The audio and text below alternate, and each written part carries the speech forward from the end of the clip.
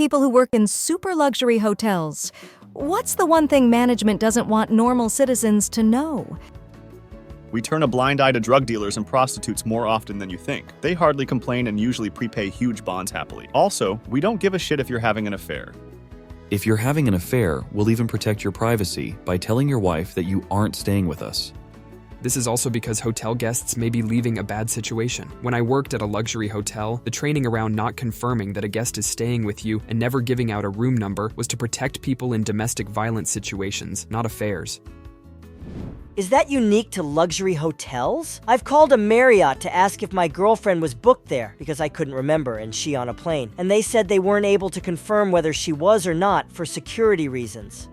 Pretty standard anywhere. Confirming that a guest is staying in a room is equivalent to handing out personal information about a guest.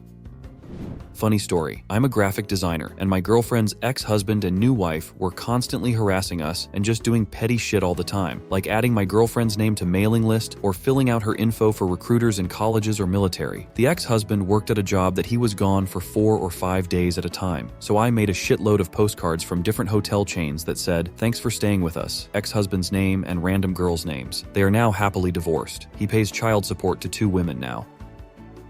Billionaire shat in the elevator multiple times. Management didn't stop him. We had to keep track when he used the elevator to ensure we cleaned the mess before anyone else would find it. Bruh, why? No self-control and no consequences, I guess. We know it was him because the elevator had a camera. Did it trickle or tumble down the pant leg, or did he literally drop trow? Pants down, shat on the carpet, pulled the pants back up, no toilet paper, walked out like nothing ever happened. The fact that it was carpeted makes it so much worse. Ever heard of fuck you money? This is what happens when you are born with fuck you money. I found myself in Harrods, the rich person's shop in London, window shopping, and got chatting to a member of staff. Apart from the fact they sold ornaments that were 250k pounds sterling and would ship them to the Middle East, costing another 250k pounds sterling was one thing, but he said that they often closed the stores to allow luxury clients to shop in peace. One day he was working when the shop was closed to the riffraff, and a young boy walks down the corridor, throws his coat on the floor, didn't skip a beat, just threw it. His security guard, Minder, picks it up as if it was normal. The boy then walks up to this employee as just says, "Toilet," so he points out the direction. The boy gets out a roll of 50s pounds sterling, a fucking roll, and throws a few at the employee to tip him, but threw them on the floor, not handed them, taught him. JFC, that isn't just fuck you money, that is wipe your ass money. To this day, I've wondered what it would be like to have that much money and how much good I could do with it. That last part is so important. All these reports of Mr. Beast providing clean drinking water for 500k people in Africa really puts it out into perspective. Any random billionaire could do an insane amount of good without even noticing it in their bank statement. There are obviously some very generous philanthropists out there, but it's sad to know the amount of good that can be done by the top 1% that is just ignored. A lot of lonely people going on vacation to end their life. Happens a lot, but is never mentioned on the news. My grandma shot herself in a hotel bathtub. I really feel bad for whoever found her. That thought has literally kept me alive. I don't want to be found by someone and have my last mark on the world be someone else's pain.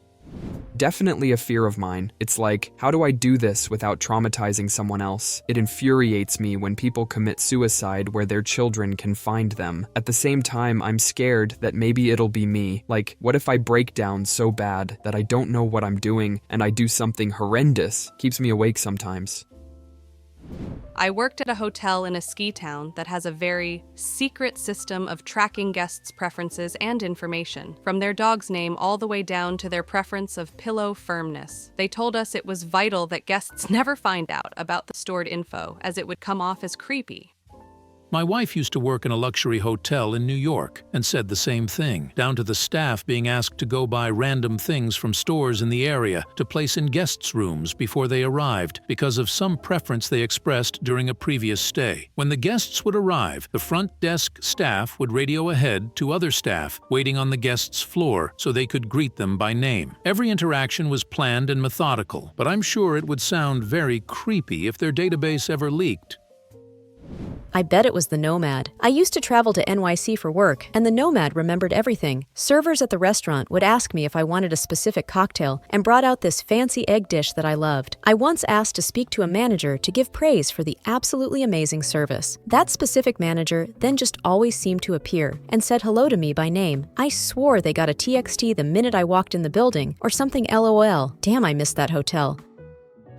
You'd be surprised about the lack of camera coverage. In every hotel I've worked at, cameras were only directed at first-floor entrances, the elevators, the bar if we had one, the front desk, and the room we had the money-safe electronic equipment in. So basically, entrances plus places where money was held or exchanged. None on the individual floors, none aimed at the parking lot. Our hotel cited it as a liability. The more cameras, the more liability the hotel assumes when it comes to crimes. We only had cameras facing the entrance, facing out from the desk, the hallway for the side entrance, and one for the underground parking entrance.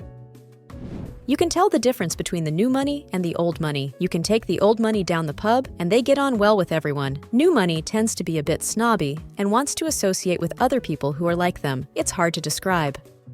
Have mostly found that new money tend to treat you like you are there to serve them, and old money treat you like they appreciate that you are there to serve them. Also find that you never really have an idea how cashed up some of the old money crew actually are. We had a regular that we knew was well off, then watched him quietly drop $300K in donations at a charity event for children with cancer, purchased all of the tickets for the luxury car raffle, then donated the car to the charity, and handed a folded check to the organizer on his way out the door and said, "Thanks for the evening." Old money doesn't care about their reputation because their money and their family are the reputation. They don't need to be seen with people because they are the people to be seen with. They don't really have a concept of being poor, and if other people don't like them, that's not their problem. Their connections go back generations. A little spat with some no-name won't even be noticed in the circles these people operate in.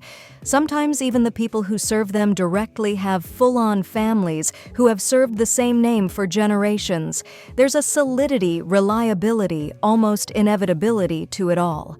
That sort of bone-deep reassurance means they don't have any problems mingling with the masses, or driving old cars, or wearing very casual clothing, or going to shops in person, because none of that could affect their position. New money still remembers, or has a parent who remembers, what it was like to be poor, or at least poorer. They don't want to go back to that. Their connections to wealthy people are still very new, ranging from days old to less than a single generation.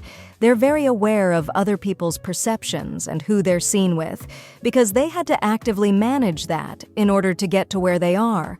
They don't have deep-rooted connections or people who have faithfully served them for decades or generations. They're still sorting all that out. And generally, they can't pick up the phone and casually call royalty or other old money people. They'll be the ones who are very wary about who they're seen with, what they're seen to drive and wear, and making service providers come to them instead of the other way around. There's a lot more of a focus on image and on being seen and known to be the top dog. Meanwhile, old money moves in the background, unseen. What tricks and gimmicks do you think the management and staff of luxury hotels use? Have you encountered anything unusual in luxury hotels? Or maybe you have worked there yourself? Share your personal experiences in the comments. Put a like and subscribe to the channel to not miss more interesting life stories.